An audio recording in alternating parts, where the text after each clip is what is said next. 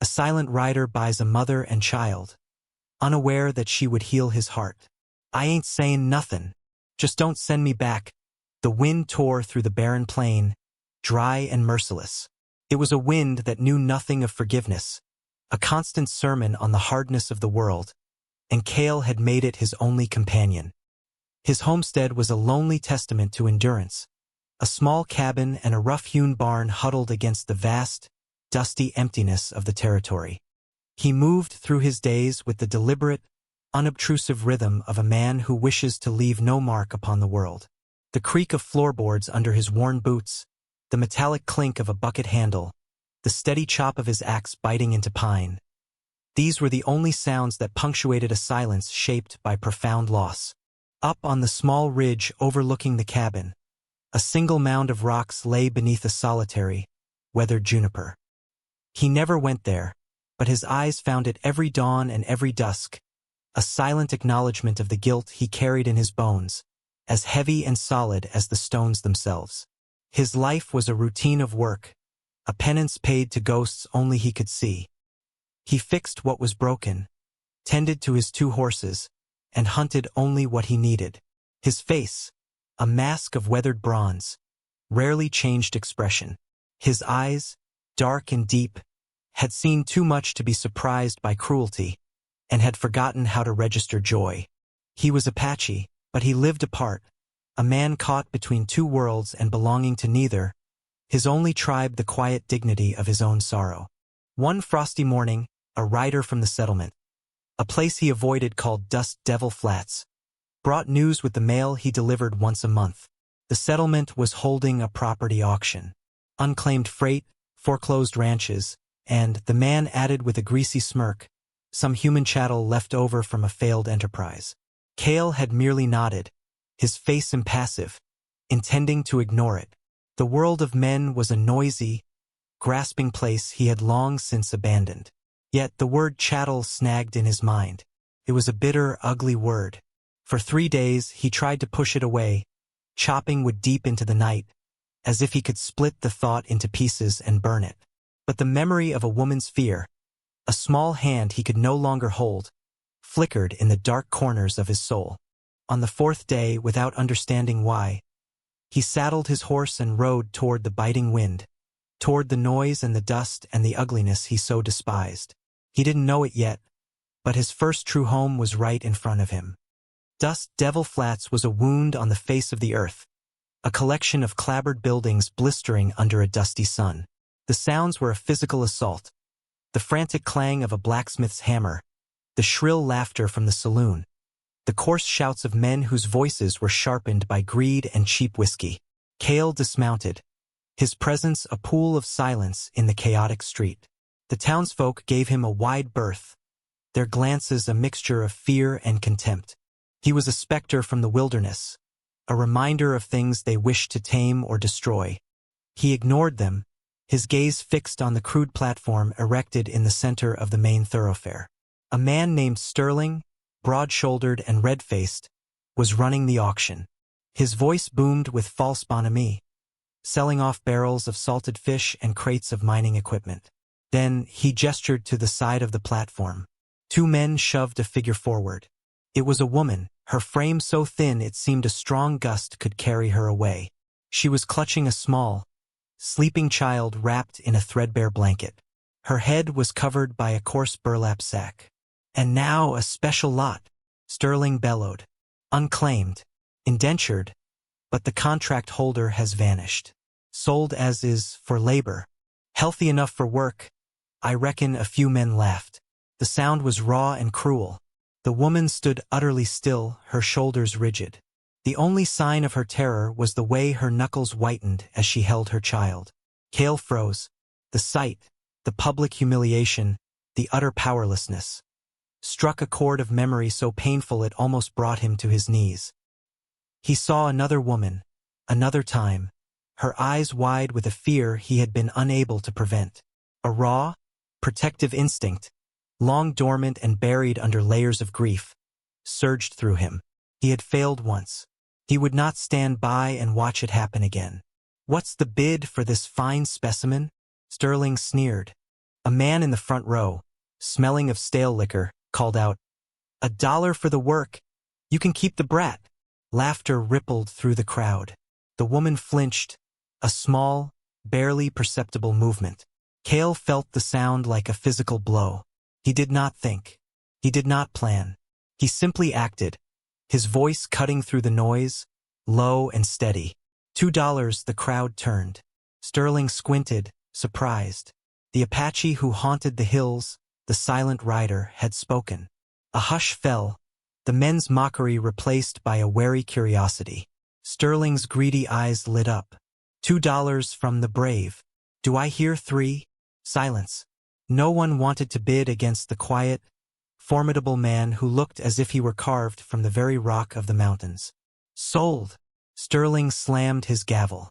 To the silent man, for $2, Cale stepped forward, his movements deliberate. He handed over 2 heavy silver dollars, the metal cold against his skin. Sterling gestured to the woman. She's all yours. Cale simply nodded at her. He said nothing. He just waited. The journey back was a long stretch of unbroken silence. The woman followed a few paces behind his horse, her steps unsteady in the dust but never faltering. The child in her arms had woken and remained quiet, his wide, dark eyes fixed on Cale's back. Cale did not look at her. He could feel her fear like a palpable heat, a rigid wall between them. He stopped once by a creek, offering her his canteen.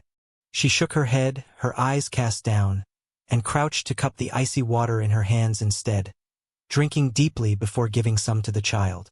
She did not trust his canteen. She did not trust him. He understood. Trust was a currency she no longer possessed. When they reached the homestead, the slate evening sky was settling over the plains.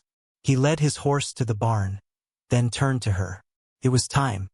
He reached out slowly, his hands open to show he meant no harm, and gently took hold of the corner of the burlap sack. She flinched but did not pull away. She just squeezed her eyes shut, her body trembling. He lifted it off. He was not prepared for what he saw. He had expected a face ravaged by hardship, perhaps broken and defeated.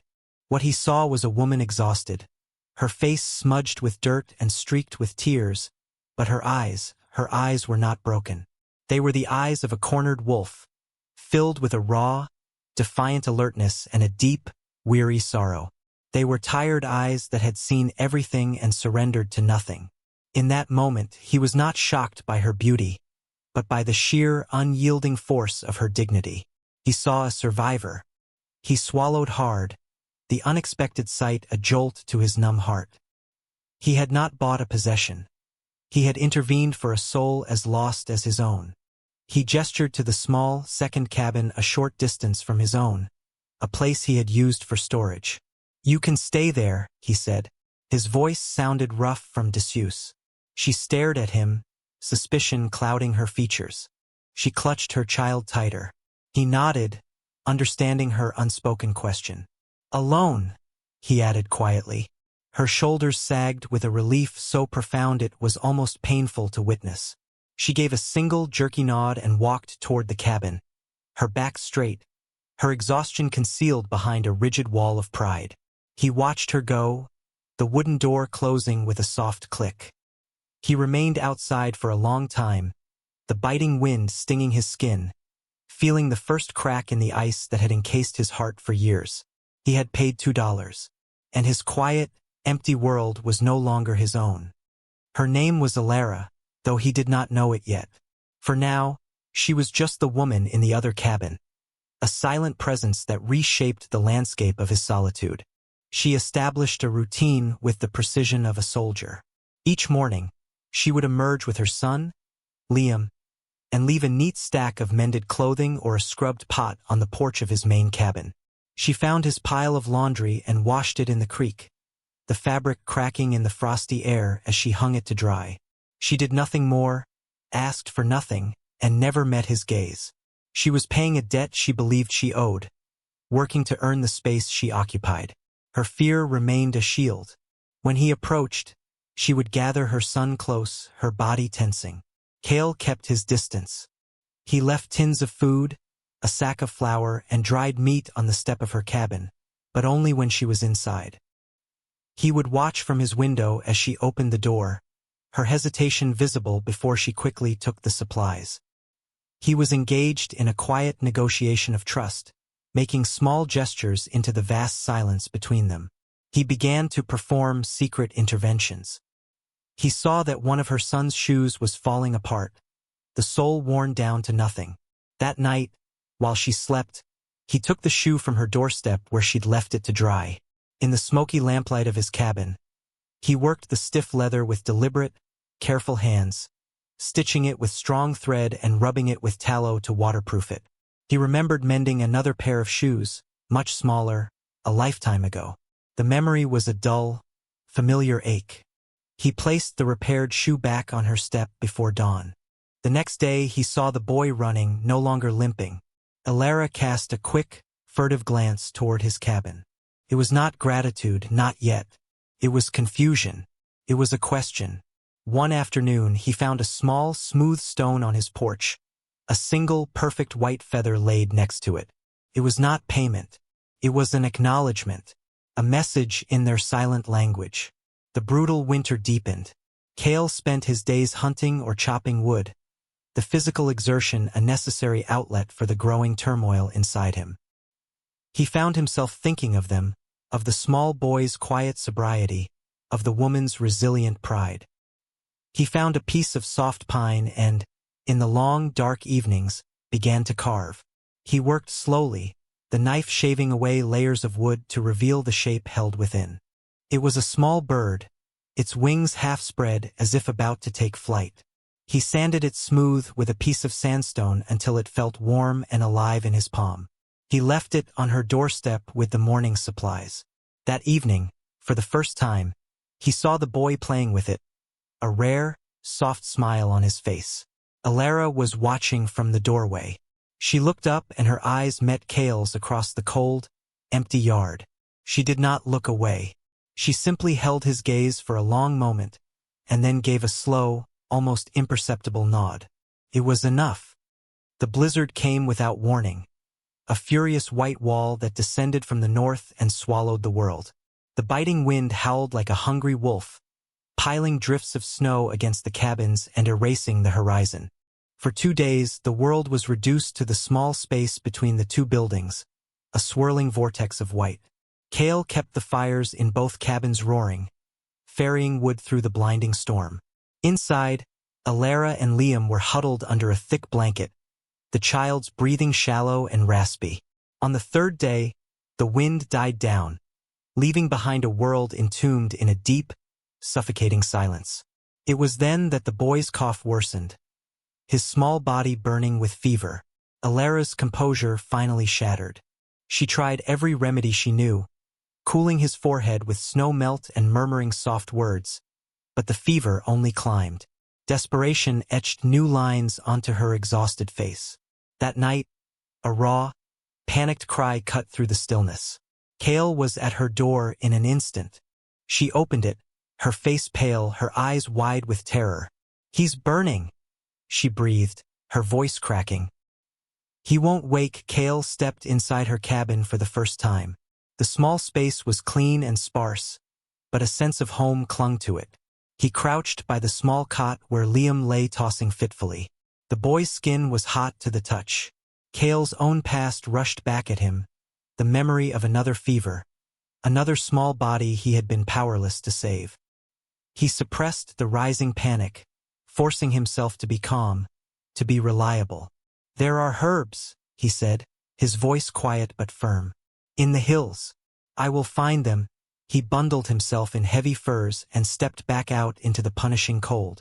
For hours, he fought his way through waist-deep snow, his face raw from the wind, searching for the willow bark and feverfew he knew grew on the sheltered slopes. It was a desperate, punishing search driven by a ghost. When he returned, exhausted, his hands clutching the frozen roots and bark, Alara was waiting. She did not ask questions. She simply took the herbs and began preparing them, her movements swift and sure. They worked together through the long night, a silent, focused team.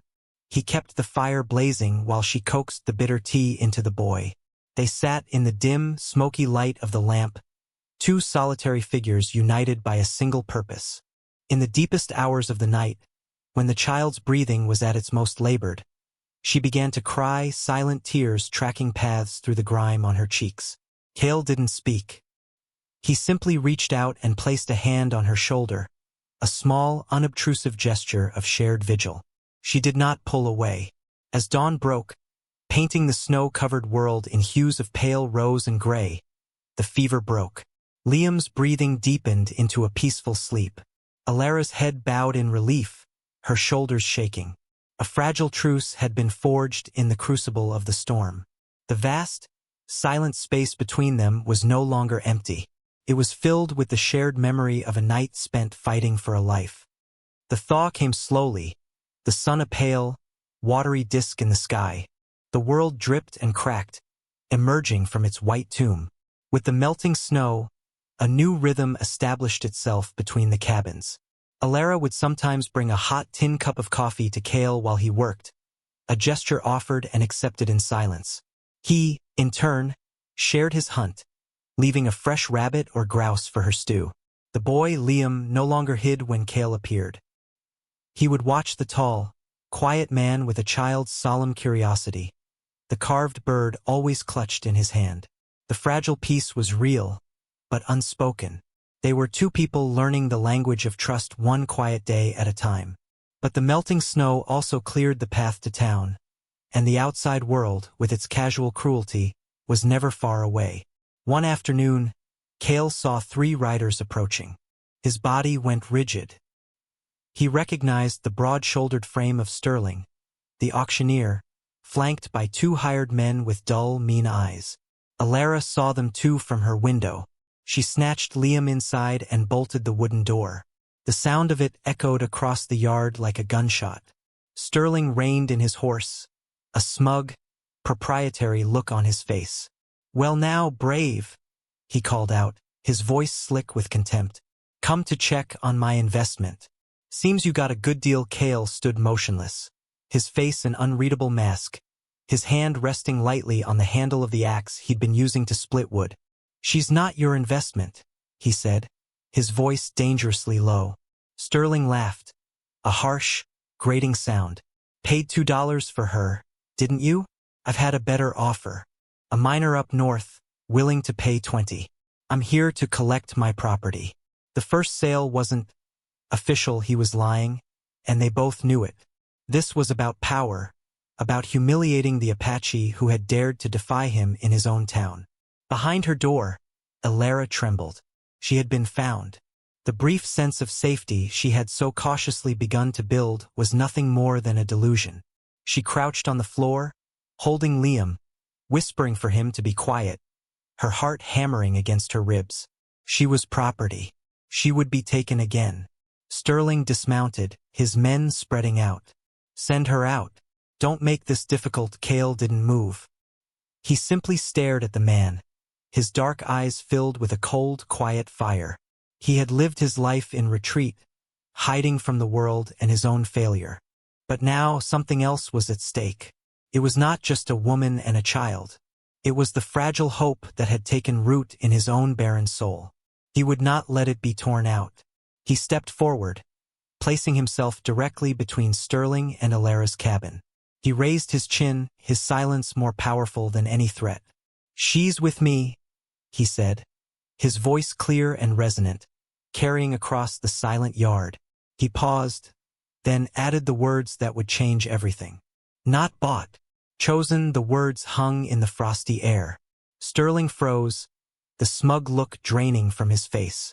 He saw not just a man, but an unbreakable will.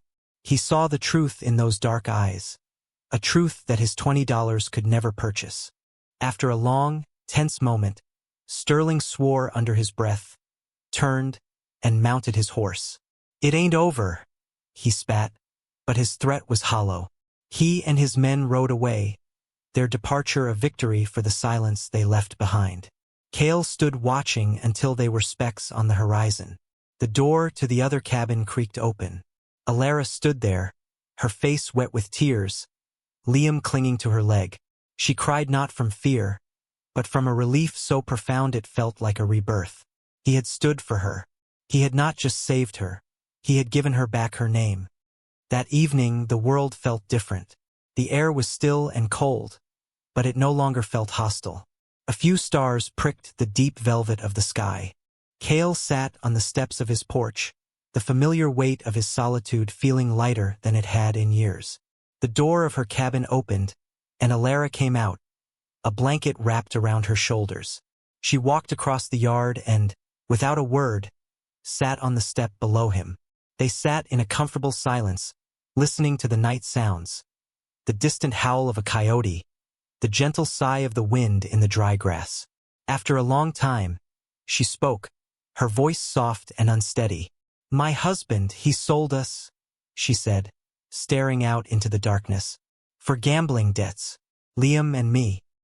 He told me we were going to a new town for a new start." She swallowed, the pain of the betrayal still raw. That man, Sterling, he was one of them. Cale did not respond with empty words of comfort. He simply listened, giving her the gift of his quiet, undivided attention. Her story tumbled out in broken pieces. The journey, the fear, the humiliation of the sack placed over her head. She spoke of her desperate resolve to protect her son, to endure whatever came as long as he was safe.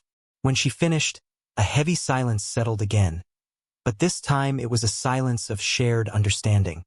He waited a moment, then gestured with his chin toward the low ridge behind the cabin, to the mound of rocks beneath the juniper tree. "My wife," he said, his voice thick with an emotion he had suppressed for years. "And our daughter. Fever took them. I was away hunting. I was not here." The confession was stark. 3 short sentences that held the entire weight of his guilt. He had run from the world because he could not forgive himself. Alara looked from the grave back to his face, and for the first time, she saw past the stoic rider to the grieving man beneath. She saw his pain mirrored in her own. Without thinking, she reached out and laid her hand gently on his arm. The touch was light, tentative, but it was an anchor in the storm of his past. It was a gesture of forgiveness not just for him but for herself. They were no longer 2 isolated survivors enduring their own private hells. They were 2 souls on a porch under a vast and starry sky, finally and completely not alone. The seasons turned. The last of the snow melted, and the bitter wind softened into a gentle breeze that carried the scent of sage and damp earth. A fragile green blush spread across the plains. The homestead, once a monument to one man's grief, slowly transformed into a place of quiet, growing life. The rhythm of their days became a shared one. Cale taught Liam how to identify animal tracks in the soft mud by the creek and how to carve a simple whistle from a reed. The boy, in turn, began to shed his solemn watchfulness, and the sound of his laughter, tentative at first, then bright and clear, became a regular music in the quiet air. Alara planted a small garden behind her cabin. Her hands, which had once been clenched in fear, now gentle as she coaxed stubborn seeds from the hard-packed earth. She brought a quiet warmth to the homestead, her unobtrusive presence a constant source of calm. They spoke more now, not in long conversations, but in the easy, shorthand language of people who understand one another. A question about the weather, a comment on the deer that passed in the morning, a shared smile over something Liam said or did. It was enough. Cale found himself changing. The rigid lines of pain around his eyes began to soften. He still worked with the same deliberate intensity, but his labor was no longer a penance. It was for them. He repaired the roof of her cabin, built a sturdier fence for the horses, and spent his evenings on the porch, not staring at the grave on the hill, but watching the small family he had accidentally created. He had bought her to silence a ghost, and in doing so had found a reason to live. He did not know when it happened, but somewhere between the blizzard and the spring, the homestead had ceased to be his place of exile and had become their home. One afternoon, he found Alara sitting on her doorstep, watching Liam chase a butterfly. She looked up at him, a calm, gentle light in her eyes he had never seen before. "It's a good place," she said quietly. "A good, Quiet place, he nodded. The simple words holding a world of meaning. The quiet that had once been his prison was now their sanctuary. Their shared life was not built on grand passions or loud declarations. It was built on a foundation of mutual respect, on the dignity they had recognized in each other from the very beginning. It was a love that had grown in the harshest of soils, nurtured by small, consistent acts of kindness. It was strong and true and deeply rooted, like the old juniper on the hill. The past was not gone. Its scars remained, but it no longer held them captive. It was simply a part of the story that had brought them here, to this quiet, honest life, together. From the dust of a cruel transaction, a family grew. From the silence of two wounded hearts, a home was built. This is a story that reminds us that redemption is not always found in grand battles or loud pronouncements, but in the quiet, deliberate choice to protect, to provide, and to honor the dignity of another. Cale did not ride in to save a damsel. He saw a fellow survivor and, in an impulsive act of empathy, he saved himself. He saw in Alara's guarded eyes the same resilience that had allowed him to endure his own sorrow. She, in turn, saw past his stoicism to the profound grief he carried, and her quiet strength offered him a peace he had long since given up on finding. Their love story was not written in whispered promises under the moonlight, but in the daily rhythm of shared work, in a mended shoe, a carved bird, and a hand on an arm in the dead of night. It was a testament to the fact that the most profound connections are often forged not in words, but in the silent spaces between them, where trust is allowed to take root and grow. Love, the truest kind, does not always announce itself with a trumpet blast. Sometimes, it arrives on a cold wind, a quiet obligation that slowly, imperceptibly, blossoms into the one thing you cannot live without. It grows where no one is looking, nurtured by the simple, life-giving waters of kindness and respect. It proves that a home is not a structure of wood and nails, but a fortress built of two people standing together against the wilderness, both outside and within.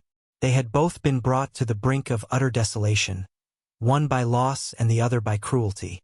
But together they found their way back.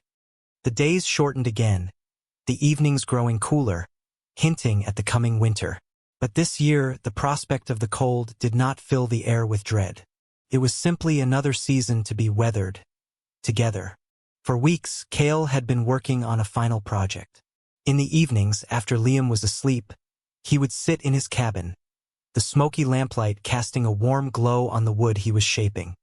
He was carving a small rocking chair, its lines simple and honest, its surface sanded until it was as smooth as river stone. It was a piece of furniture made not just for function, but with a deep and abiding tenderness. One evening, he carried it across the yard. Alara was on her porch, watching the last sliver of the sun dip below the horizon, painting the sky in fiery strokes of orange and purple. Liam was leaning against her, drowsy and content. Cale set the rocker down in front of her. It was perfectly sized for a mother and child. She looked at the chair, then up at him, her eyes shining with an emotion for which she had no words. He finally said what had been silently understood between them for months. Stay here. It wasn't a command or a question. It was a statement of fact, a simple and profound invitation. It meant, this is your home. You are not indentured. You are chosen. You belong. Alara did not need to speak. She simply reached out, her hand finding his, her fingers lacing through his own. A small, genuine smile touched her lips as she gave a single, firm nod. The window of his main cabin was open, letting in the cool night air, a symbol of a trust that no longer needed bolts or barriers. He had bought her for $2, a desperate bid against his own ghosts. And she, in her quiet, resilient way, had given him back the world. From dust and silence grew a home. From closed hearts, a family. This was a story about the quiet strength that endures when all else has been stripped away, and the unexpected grace that can be found in the most desolate of places. If the story touched you, like warm light in a cold night, then carry it with you. Let it be a reminder that true value is not measured in dollars, but in dignity, and that the most powerful words are often the ones left unspoken. communicated through an act of kindness, a shared vigil, or a protective stance against the world's cruelty. Subscribe to our channel for more stories full of silence, courage, and genuine closeness. And tell us what moved you the most. We'll see you again, where silence means home.